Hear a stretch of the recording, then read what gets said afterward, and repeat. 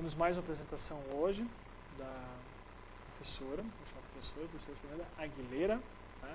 Ela vai nos falar um pouco das exigências do mercado, ou seja, né, o que esse mercado que está ao nosso redor, o que ele exige de nós. Tá bom? Por favor, fique à vontade, temos 20, 30 minutos de apresentação e depois faremos algumas perguntas para finalizar. Tá bom? Muito obrigado.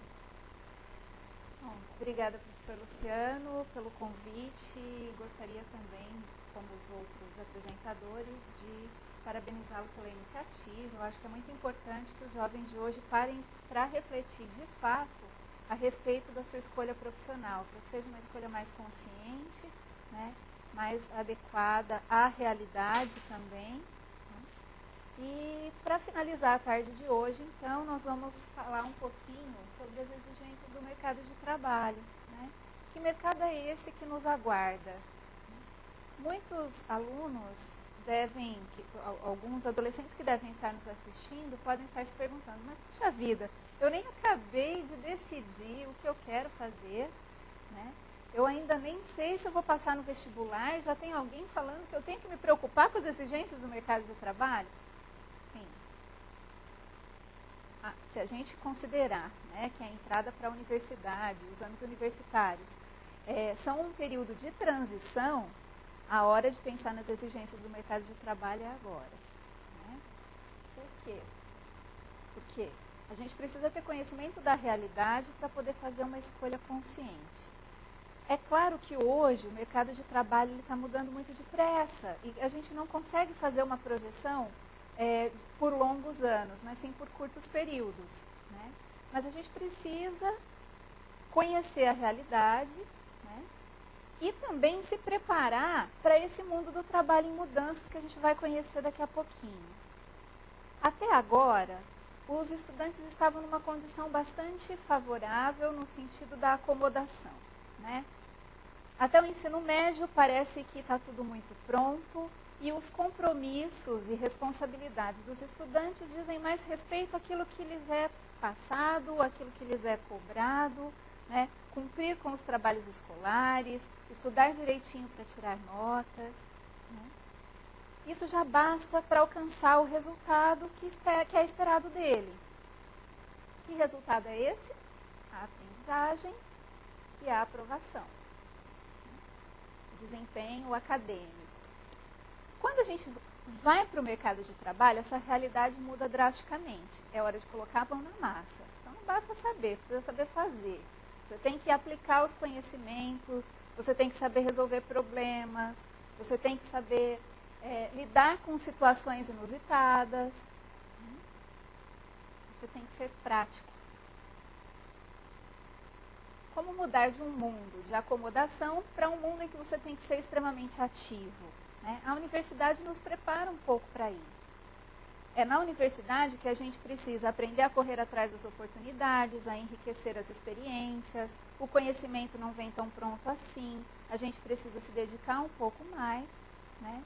E é o momento em que a gente pode mudar a nossa atitude e enriquecer não só o nosso currículo, mas batalhar a favor do nosso próprio desenvolvimento. Né? Aí sim a gente pode considerar que é um momento de preparação, né, para essa transição para o mundo do trabalho, que é um mundo desconhecido da maioria de vocês. Então vamos falar um pouquinho sobre como está esse mundo do trabalho hoje. Né? Bom, que o mundo está em transformação contínua já virou até chavão. Né? Todo mundo ouve isso o tempo todo. Mas dois aspectos precisam ser considerados com bastante seriedade no momento de escolher a profissão, no momento de se preparar para esse mercado. O primeiro deles é a tecnologia. Né? Estamos vivendo a era da informação, a tecnologia se desenvolvendo quase que sem medida, né? As mudanças acontecendo muito rapidamente, que exige a atualização dos profissionais em todas as áreas. Vocês viram hoje à tarde, né, os outros palestrantes comentando da importância de aprender sempre, de se manter atualizado. Né? Sim, o mercado exige isso de nós, e a tecnologia é uma das responsáveis por isso. Né? Tudo muda e a gente tem que acompanhar as mudanças. as informações são passadas muito rapidamente, né? Nunca se teve acesso tão rápido a notícias de outros países, a conhecimentos que estão sendo produzidos e desenvolvidos, mesmo em locais mais distantes, né? E a gente precisa estar atualizado, antenado, né? Precisa se adaptar a esse mundo em que as coisas acontecem tão rapidamente, né? O outro ponto que eu queria destacar é a abertura dos mercados, né? Desde a globalização, nós temos uma realidade que é ainda mais desafiadora do que a velocidade das mudanças, né? Que realidade é essa? Abre-se as fronteiras, a concorrência se multiplica vertiginosamente, porque além das empresas nacionais, a gente tem a concorrência com os outros mercados. E com isso, a gente tem que se manter cada vez mais atento à satisfação do cliente, né, à qualidade dos nossos produtos e serviços, às necessidades dessa população que a gente atende, né, e mais ainda ao desenvolvimento da nossa concorrência, né? Se a tecnologia nos permite acesso rápido à informação, isso impulsiona o desenvolvimento e a inovação, que vão cada vez atender mais ou melhor as necessidades da nossa clientela. Se a gente não se mantém atento a isso, a gente corre risco de perder o espaço, né? Então, as mudanças rápidas e constantes são indiscutíveis, não adianta a gente ficar estagnado. Se a gente não mudar, a gente não sobrevive nesse mercado, tanto pensando no contexto das organizações, como pensando no contexto dos próprios profissionais também. E claro, com o mundo em transformação, o trabalho segue mudando, né? A flexibilização da força de trabalho é uma realidade com a qual a gente já tem que lidar. Os mais pessimistas dizem que estamos vivendo a era do desemprego. Na verdade, é uma forma diferente de olhar para o mundo do trabalho, buscando atender às necessidades de uma maneira um pouco mais flexível, né? Então, cada vez mais nós temos os contratos temporários, a terceirização, a prestação de serviços por projetos, em alguns momentos por razões econômicas, em outros momentos por razões estratégicas, para que novas ideias venham preencher aí o mundo das organizações, né, trazer um novo olhar para aquela organização que está contratando e prestando um determinado serviço ou desenvolvendo um determinado produto. O aumento das exigências. Já comentei um pouquinho quando eu falei da globalização, né? E gostaria de enfatizar isso, porque se a gente está considerando a flexibilização da força de trabalho, né? Os contratos por tempo, né? A prestação de serviços por projetos, o que nós temos? Nós não temos mais aquela estabilidade que há um bom tempo nós tínhamos, né? Isso já vem mudando ao longo de alguns anos. Com isso, não são só as organizações que tiveram uma ampliação da concorrência. Os próprios profissionais hoje têm uma concorrência bastante grande, né, no mercado. Muitas pessoas buscam desafios novos, até aquelas que estão bem empregadas estão buscando aprender coisas diferentes. Aquela carreira, né, linear que a gente via antigamente, que muitos dos nossos familiares vivenciaram, que entrava numa boa empresa, ali fazia carreira, passava longos anos se dedicando àquela organização e chegava à aposentadoria naquele mesmo espaço, ela não existe mais. Hoje, o ciclo de vida, né, o ciclo de carreira, ele tem mudado muito, né? As pessoas mudam de emprego com relativa frequência, buscando novos desafios, buscando melhorar as próprias condições de trabalho, ou até em razão do estresse, né? Nunca se esteve tão estressado porque nunca se trabalhou tanto, tá? Curioso, né? Com todos os recursos tecnológicos a nosso favor, nunca estivemos tão produtivos, mas também nunca trabalhamos tanto, né? Uma pesquisa realizada pela Fundação Instituto de Administração de São Paulo, recentemente, né, no ano de 2009, e que foi divulgada em abril na revista Você S.A., aponta que 6 em 10 trabalhadores está estressado e gostaria de ter um pouco mais de qualidade de vida. de todos os entrevistados, em torno de 50% trabalham entre 10 e 12 horas diárias, né? Mas o dado que mais chama a atenção, que a gente pensa, nossa, quase a metade trabalhando tanto, né? Mas peraí, a carga horária de trabalho não é entre 8 e 9 horas diárias, né? Está fora da lei isso? Pois é, né?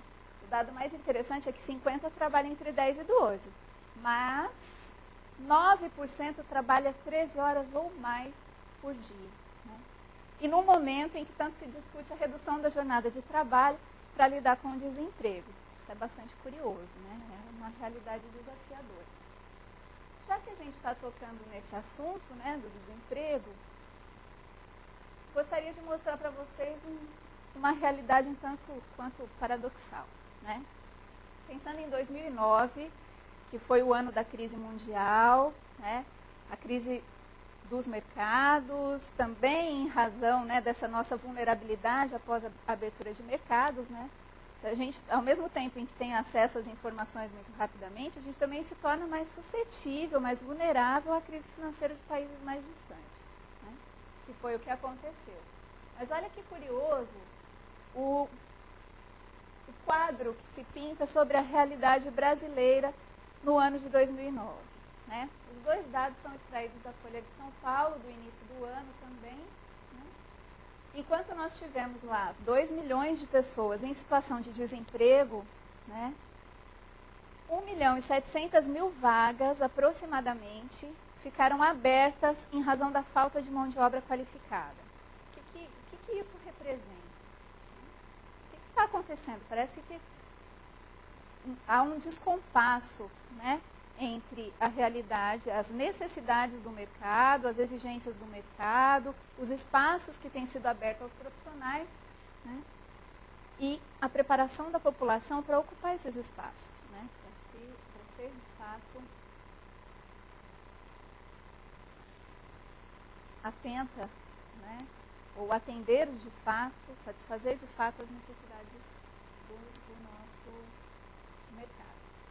Bom, agora vamos olhar um pouco mais de perto a condição dos jovens. E os jovens, como é que ficam nessa condição? Os dados aí da Organização Internacional do Trabalho, eles vão mostrar 7 milhões de desempregados só aqui na América Latina. Acho que vale a pena a gente comentar que há uma preocupação bastante significativa, né, em nível mundial com a questão do desemprego juvenil, né? Se a gente considerar os dados da Organização para o Desenvolvimento Econômico da Comunidade Europeia, né, 18% dos jovens estão desempregados e tem uma outra questão que chama muita atenção. No ano de crise, como o ano de 2009, o índice do desemprego juvenil cresceu mais que o dobro do que o índice de desemprego da população mais adulta. Mas o que é isso? A falta de experiência, né? Como ter a experiência se a gente não tem uma primeira oportunidade? Na verdade, gente, não há como negar, né? E o dado da Organização para o Desenvolvimento Econômico da Comunidade Europeia, ele também mostra um pouco isso, né? As pessoas com menos anos de estudos são aquelas que têm mais dificuldade de se colocar no mercado de trabalho. É claro que nós temos um volume muito grande de jovens brasileiros que precisam de ingressar ao mercado de trabalho muito precocemente em razão da própria sobrevivência, né? E que acabam se submetendo a condições, às vezes, muito precárias de trabalho, mas precisam desse trabalho. Mas tem muitos que trabalham e estudam, buscam o seu desenvolvimento para que possam, no futuro próximo, estarem um pouco melhores em relação às condições de trabalho, né? É praticamente, está no senso comum, né? A discussão entre a relação da empregabilidade com a educação. Não há como negar que quem estuda mais tem mais condições de ser empregável. O que é a empregabilidade? Né? É a capacidade de conseguir e de manter um emprego. Mas tem estatísticas que comprovam 3 aspectos que eu não poderia deixar de mencionar para vocês hoje. O primeiro, os maiores índices de desemprego juvenil estão entre os que menos estudam, né? Os salários mais altos estão entre aqueles que mais estudam, né? E um dado que eu gosto sempre de chamar a atenção é que passa mais tempo desempregado aquele estudante que estudou menos. Ele demora mais para conseguir se recolocar. Mas sempre tem alguém que não gosta muito de estudar, né? E que fala, mas professor, eu preciso mesmo de um diploma? Tem tanta celebridade aí que a gente conhece, né? Que está no gosto popular e que nunca estudou e nem por isso deixou de se dar bem na vida. São pessoas que têm um bom dinheiro, que ganharam notoriedade. Ora, é claro que nós temos uma infinidade de exemplos que estão na mídia de pessoas que não estudaram e que se deram bem na vida, né? Desde empresários, políticos, atletas, artistas, né? Mas a gente não pode deixar de considerar que a porcentagem, por exemplo, de atletas que consegue o destaque que esses que estão na mídia conseguiu, é bem reduzida em vista do número de pessoas que gostariam de estar nesse lugar. Vamos considerar que todos esses que eu citei, né? Políticos, empresários, atletas, artistas, são pessoas que a gente pode sim considerar como exemplo, mas alguns, ou a maioria deles, como exemplo daqueles que sabem aproveitar oportunidades ou criar outras oportunidades, né? Ao passo que vários deles também devem ser exemplo de determinação, de entrega ao trabalho, de persistência, né? O que, de fato, são exigências aí do mercado, né? A gente precisa, sim, ser persistente, ser comprometido com a nossa carreira e aproveitar as oportunidades sempre foi um pré-requisito aí para o sucesso profissional, né? E, claro, em resposta aos mesmos alunos, eu gostaria de ressaltar que estão aqui personagens que talvez não sejam muito conhecidos de vocês, mas que são os responsáveis por coisas que mudaram a vida de muita gente pelo mundo, né? E que faz parte da rotina de vocês, né? O Yahoo, Google, Orkut, Facebook, Twitter, né? Quantos desses profissionais não estudaram para poder desenvolver e colocar no mercado esses serviços, né, que a gente tanto usa? Só queria dizer para vocês, gente, que aqui são estudantes de sucesso, mas são mais que isso. São as pessoas, os mais jovens bilionários da história, né? E todos eles saíram de universidades de renome. Todos eles tiveram as suas ideias, que se tornaram grandes negócios, né, no contexto dessas universidades. Gosto de ressaltar o exemplo da Google, né, que é uma empresa onde todo mundo quer trabalhar hoje em dia. E cujos profissionais tiveram a concepção da ideia da Google durante o doutorado em Stanford. Até nas ocupações mais simples, hoje é inevitável, né, a gente considerar a importância da qualificação.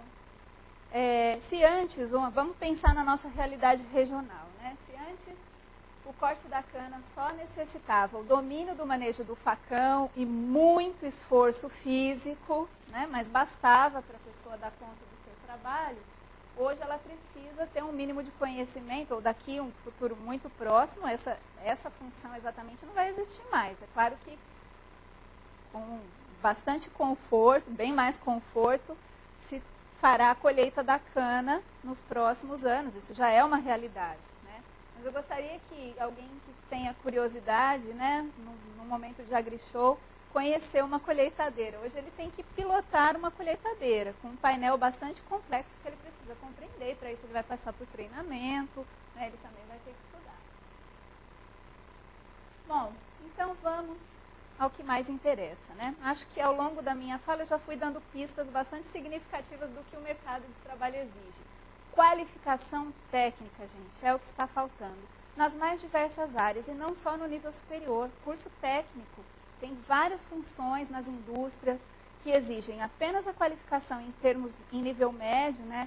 Em cursos técnicos profissionalizantes, que falta profissional, né? A gente que é profissional da área de RH, que está nas organizações, a gente sabe o quanto que para algumas funções, né, a gente precisa correr para conseguir candidatos, né?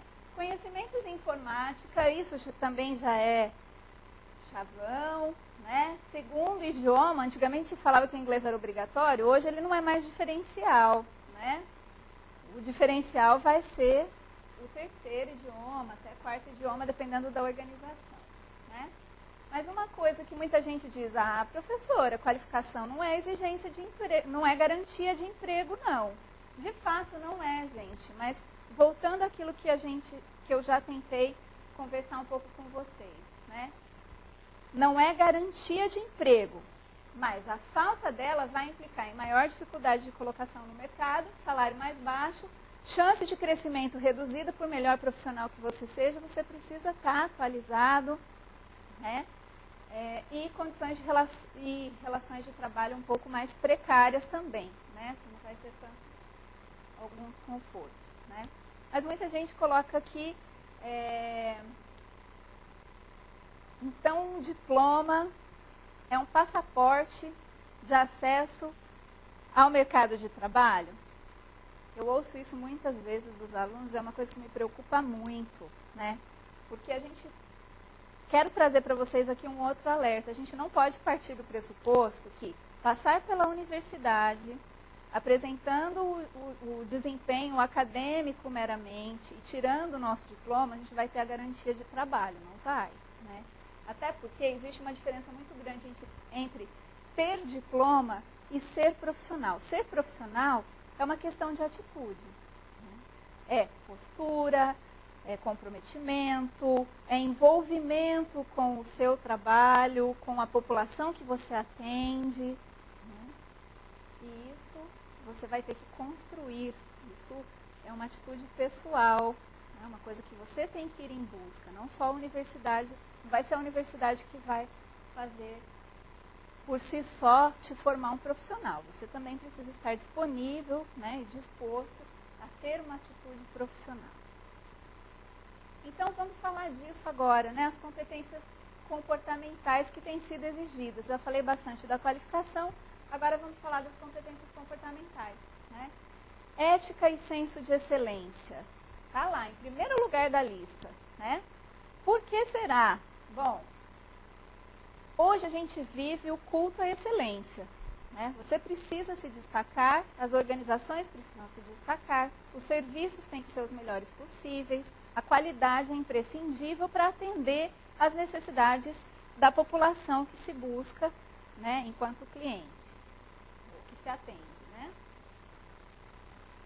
No entanto, hoje se tolera razoavelmente, pode até se tolerar razoavelmente, alguma falha, algum deslize que diz respeito à competência técnica, mas a ética, são raras as organizações que não priorizam, né? Por quê? Porque puxar tapete dos outros, né? Fazer coisas das mais inusitadas ou inaceitáveis na ambição de ter uma ascensão na carreira, hoje é algo muito mal visto no mercado. Proatividade e dedicação. O que é proatividade? É o impulso à ação, é fazer além daquilo que está prescrito ou daquilo que lhe foi passado enquanto tarefa, solicitado pelo chefe, né? E aí, gente, proatividade na universidade também é muito bem-vindo, né? Não é fazer o mínimo, não é fazer só aquilo que a disciplina ou o professor solicitou.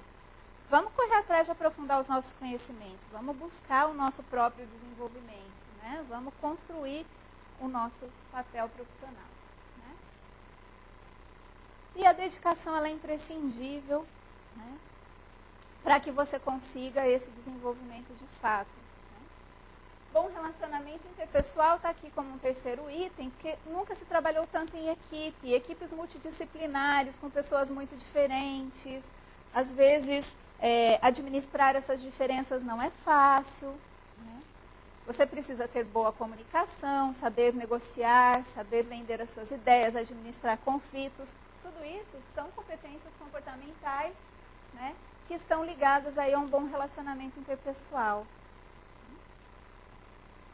Além disso, a flexibilidade e a resiliência também são apontadas pela maior parte dos estudos, ou mesmo dos orientadores que disponibilizam pesquisas aí pela internet ou em outras fontes também, alguns livros que falam sobre o mercado de trabalho, né?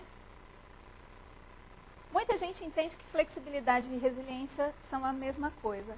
Realmente, a diferença é sutil. Ser flexível é você ter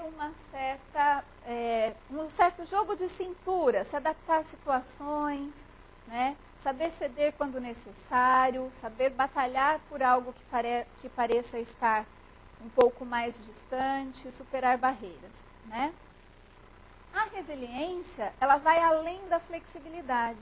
Você precisa, além do jogo de cintura, saber ceder, né, diante dos momentos mais difíceis, mas superado esse momento, superados os problemas, solucionados os desafios, voltar ao seu estado normal, né, íntegro, disposto a novos desafios, a manter, né, os relacionamentos dentro daquele contexto.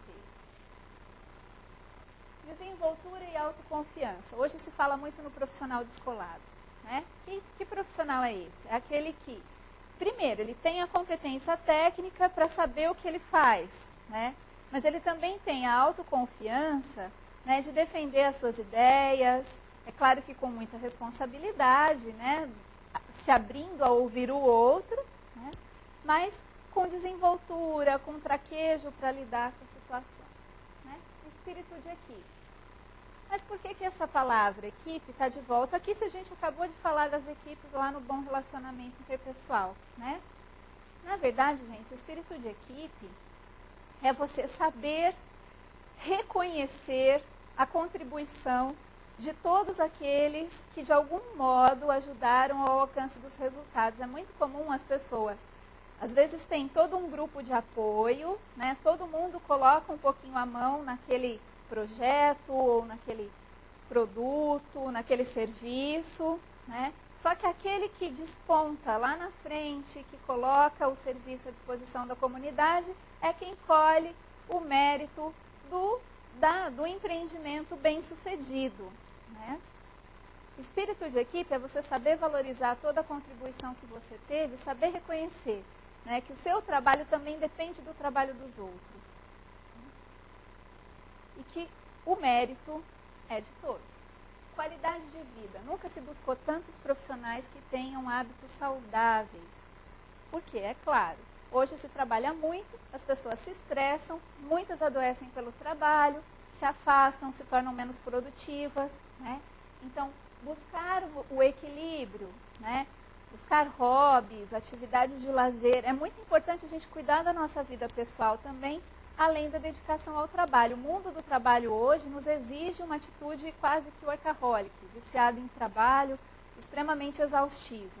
A gente precisa buscar meios e contrapontos, né, para se adaptar a essa realidade sem sofrer tanto as consequências, né, para manter a nossa vida, manter o nosso espaço, né.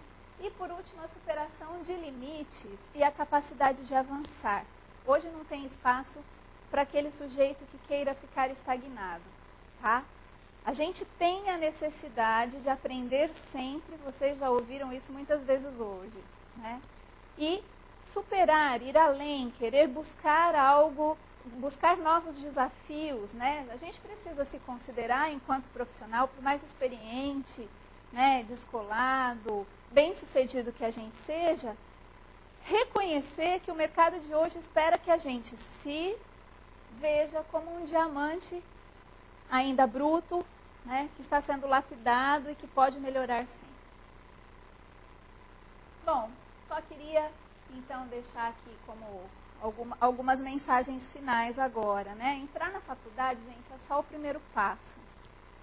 O mais importante é vocês aproveitarem, seja a faculdade ou seja o curso técnico, quem for fazer essa opção, né? Aproveitar as oportunidades que são oferecidas, cada um no seu contexto. Como aqui a gente está falando dos cursos universitários, né?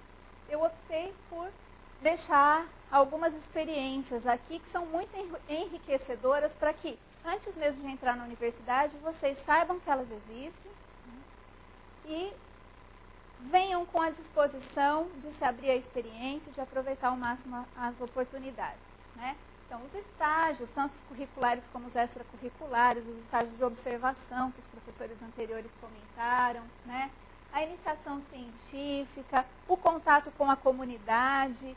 Trouxe aqui o exemplo do projeto Rondon, que dependendo da universidade, seja pública ou privada, costuma se envolver, que é um projeto nacional, né, que vai mais ou menos na linha do projeto que o professor Daudon comentou, né, é para você ir para espaços, para comunidades carentes, para espaços do interiorzão do Brasil, né, em situações bastante precárias, levar a eles aquilo que você está aprendendo aqui, né? As empresas júnior,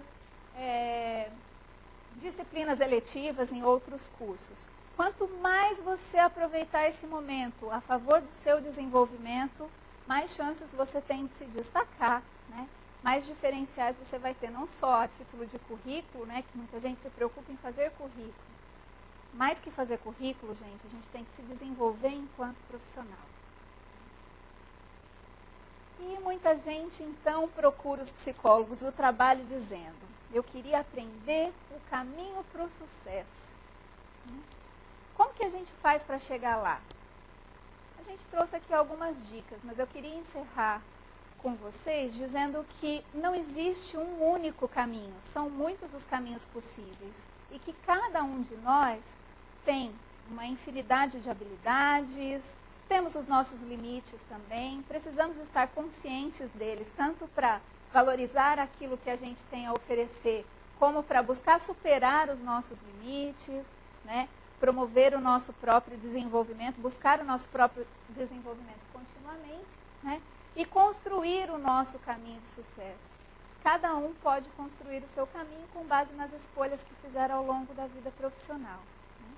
Semana que vem vocês vão estar ouvindo um pouco sobre a carreira, a evolução da carreira, né?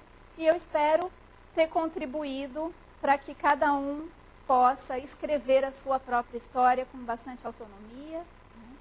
E buscando ser bastante consciente e responsável em relação ao próprio futuro, em relação à própria carreira. Boa sorte para vocês. Agora a gente aguarda as perguntas, então. Bom, obrigado. Muito obrigado, professora Fernanda. Elaborei algumas perguntas, acho que são dúvidas minhas também, né? Como eu sou professor aqui dentro do curso de Física Médica e conheço outras realidades, eu acho que temos problemas sim, porque o mercado talvez exige aquilo que nós não estamos formando, ou talvez ele mude muito rápido, de maneira que o nosso curso não muda. Isso acompanhar, né? Então você tem que ter uma relação muito grande. Eu acho que isso seria um ponto interessante. Eu acho que os cursos que conseguem alocar os seus alunos de maneira um pouco mais eficiente, talvez seja essa correlação maior entre mercado e curso de graduação, que muitas vezes não existe, né? Mas eu queria fazer uma pergunta, na sua opinião, qual que seria a principal razão de uma possível má alocação de recém-formados num determinado curso? Seria uma má formação básica? Seria uma má formação prática? Será que aquelas pessoas não aproveitaram aquela lista de oportunidades que você colocou dentro da universidade, empresas júniores, disciplinas eletivas, estágios, iniciações científicas e tudo mais? Qual a sua opinião em relação a isso? Bom, Luciano, tem algumas coisas que eu penso sobre isso. Uma delas, que eu acho que vale a pena a gente até considerar, né? Hoje nós estamos vivendo um momento da orientação profissional de briga por políticas públicas que favoreçam a orientação da população, que não é tão orientada para o mercado, né? Eu acho que, sim, temos muitos alunos, até pelo grau de exigência da universidade, né, que ficam muito preocupados com o aprender para demonstrar na prova ou nos trabalhos ou tirar nota aquilo que ele aprendeu, né? Muitas vezes sem fazer tanto essa ponte com a prática, porque realmente em algumas disciplinas o espaço é bastante limitado para ter essa conexão com o mercado direto, né? Em algumas áreas a gente tem isso com mais evidência, você viu alguns exemplos hoje. Sim. Mas em outras áreas realmente é difícil, a gente depende de parceiros externos, né? Ou o próprio aluno precisa de um embasamento técnico, né? Teórico muito maior para poder ser lançado ao mercado. A gente não tem uma estrutura interna que possibilite essa aprendizagem mais prática tão cedo, né? A gente vai ter os estágios no final do curso. Tem isso. Mas também tem a falta de preparação para olhar para esse mercado. A gente vive numa cultura que discute muito pouco o mundo do trabalho, né? Em outros países, por exemplo, na comunidade europeia, isso é bastante recorrente. As pessoas são educadas para a carreira desde muito cedo, né? Em alguns países, começa a se discutir o mundo do trabalho na pré-escola. Nossa, mas na pré-escola, então criança ainda está falando de trabalho para criança, é quase uma tortura, né? Não, na verdade... Uma espécie de orientação profissional. De uma orientação, não. A gente chama de educação à carreira. Educação à carreira, que é a descoberta do mundo do trabalho, né? O que cada profissional faz, como que é a rotina de trabalho do seu pai, né? Até para a criança entender por que ela tem que ficar uma parte do tempo na escola, que também é uma forma de trabalho, envolve responsabilidades e compromissos, né? E o pai sai de casa e deixa ela lá sozinha, o que ele está fazendo? Não, vamos começar a conhecer o mundo do trabalho, as exigências, o dia a dia, o que ele passa lá fora, por que às vezes ele chega em casa mais cansado ou mais feliz, né? O que será que acontece? Então, o assunto trabalho é inserido, é claro, em doses homeopáticas, muito gradativamente, mas faz parte do universo do aluno desde que ele entra na escola até sair da universidade. Então ele vai tendo um pouco mais de malícia sobre essa realidade. Eu acho que isso evita as frustrações. Né? Ele faz escolhas bem mais conscientes, que ele sabe o que é a realidade. Porque é muito comum, né, os adolescentes, os vestibulandos, buscarem as informações das profissões e só tomarem contato com aquilo que é legal, com aquilo que é bonito, com o retorno financeiro que tem, com o reconhecimento, né? Quando vai ralar muito, vai passar muitas horas trabalhando, vai ter que correr atrás mesmo das informações do próprio desenvolvimento para se adaptar. Legal. Bom, eu acho que uma coisa que você levantou, que foi levantada em outros cursos dos professores que apresentaram o curso de medicina, de ciência e informação, e que acho que é uma característica não só daqueles cursos, mas você mostrou que é uma característica geral, que é que você tem um bom profissional, independente do curso que ele está executando, né, ou estudando, ou vai ser um profissional, é que ele precisa buscar, em primeiro lugar, buscar informação, né, que isso mostra aquela proatividade que você colocou, e acompanhar mudanças, né? E as relações humanas também, porque você tem certas disciplinas de relações humanas em cursos de ciências exatas, né? Porque justamente você precisa, né? Um engenheiro nunca não, mas provavelmente o engenheiro trabalha poucas vezes sozinho, né? Então ele precisa ter uma relação humana. O médico, ele é um profissional da área de biologia, né? Mas ele tem que ter uma relação com o paciente. Então, relações humanas, elas são muito importantes, né? Então, eu acho que essas características, acompanhar mudanças, informação, relações humanas, tudo que você listou, eu acho que você pode jogar todas essas características em 3 áreas, ou seja, né? Proatividade, né? Com informação, tecnologia, relações humanas e a busca de informações, ele é uma característica geral, né? Tem que ser geral, né? Eu acho que isso que você mostrou hoje aqui, se você quiser complementar alguma coisa também. Independente de onde você for trabalhar, ou independente de com que você vai trabalhar, gente, tem relação com gente em qualquer espaço de trabalho, isso é inevitável. Por isso que a gente precisa buscar o desenvolvimento aí das nossas habilidades sociais, né? Porque, de algum modo, é claro que algumas profissões vão exigir isso com muito mais intensidade. Isso pensando desde as qualificações, desde aquelas que exijam um pouco menos de formação técnica, né? O vendedor, por exemplo, ele precisa ser extremamente habilidoso socialmente.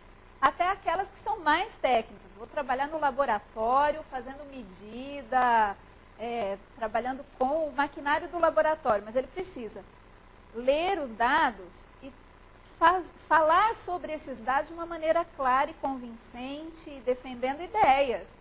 De qualquer modo, ele vai ter alguma interação com outras pessoas. Legal. Bom, talvez para finalizar, uma outra pergunta, né? você apontou várias soluções, mas essa desproporção entre desemprego e a disponibilidade, quase o mesmo número, assim, você mostrou que tem 2 milhões de desempregados e tem 1,7 milhões de vagas disponíveis, né? Então basta, eu acho que, não sei se você já comentou, basta mobilidade dessa informação, né? Você ter profissionais que busquem mobilidade, né? Que você não fique simplesmente travado naquela formação básica sua que você teve na graduação, né? Eu acho que essa é uma solução também, né? Com certeza. Inclusive tem um outro dado que mostra que muitos dos universitários recentes, hoje as empresas investem muito na qualificação do profissional.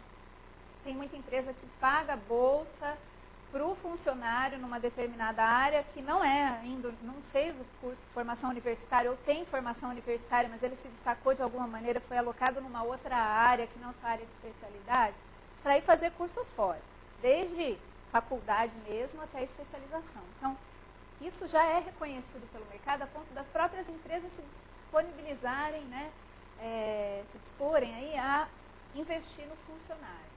Né? Legal. Então, as pessoas precisam querer, precisam reconhecer que esse mercado está em movimento. Infelizmente, a gente observa, às vezes, muitos alunos que acham, ainda não se deram conta que o mundo mudou, né, que nada será como antes. Né? Se a gente não se atualizar e não buscar nossa qualificação, ou não souber aproveitar as oportunidades que nos são dadas, de fato a gente perde a chance de se manter empregável ou de se recolocar. Mas se a gente tem essa malícia de vamos ver aonde que está precisando, eu vou me qualificar, e o espaço existe, eu preciso correr atrás de me fazer forte para conseguir alcançar esse espaço, né? Uma coisa que muita gente não tem, isso facilita muito. Está lá os dados para mostrar, né? Então nós temos também os universitários que saem da universidade, se alocam em outras áreas. Hoje o trabalho multidisciplinar ele é bastante, está em alta. Importante. Bastante importante. Bom, mais uma vez obrigado, Fernanda, e encerramos por aqui. Tá joia. Obrigado. Eu que agradeço.